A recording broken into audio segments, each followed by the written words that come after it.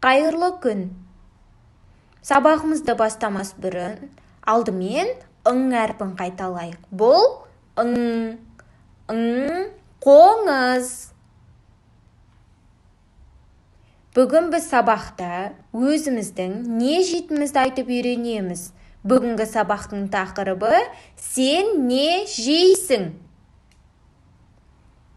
Бүгінгі сабақтың жаңа сөздері жеймін, ем, кушаю, жемеймін, не ем, не кушаю. Тыңда және қайтала.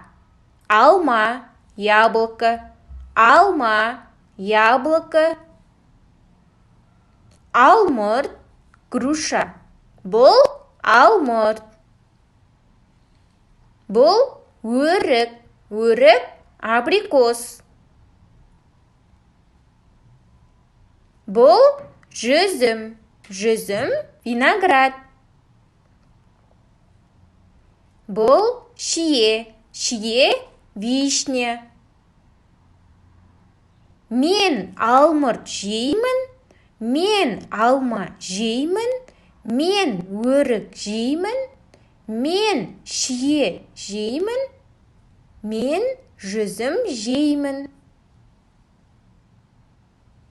Есіңде сақта, егер де сен алма жейтін болсаң, онда мен алма жеймін. Егер де жемейтін болсаң, мен алма жемеймін. Қайтала, мен алма жеймін, мен алма жемеймін. Енді сұрақтарға жауап береміз. Сен не жейсің?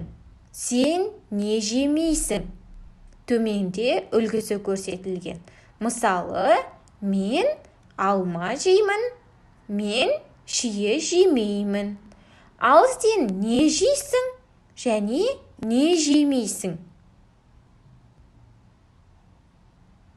Балалар, бүгін сабақта біз жаңа әріппен танысамыз. Бұл Х әрпі. Х дауыссыз дыбыс. Х жиһаз. Айдахар. Гаухар. Менімен бірге қайтала.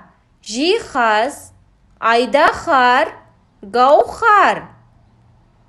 Жиһаз, айдахар, гаухар. Сенің атың кім? Менің атым Гаухар. Сенің атың кім? Менің атым Гаухар. Енді дәптермен жұмыс жасаймыз.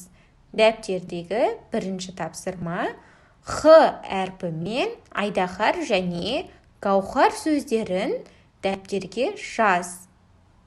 Екінші тапсырма. Бос орындарды толықтырып жазамыз. Мысалы, мен алмұрт жеймін, мен жүзім жемеймін. Бүгін өткен әрпімізді қайталаймыз. Бұл Х әрпі. Айдахар, жиһаз, гаухар. Х, айдахар, жиһаз, гаухар. Бүгінгі сабағымыз осымен аяқталды. Сау болыңыздар.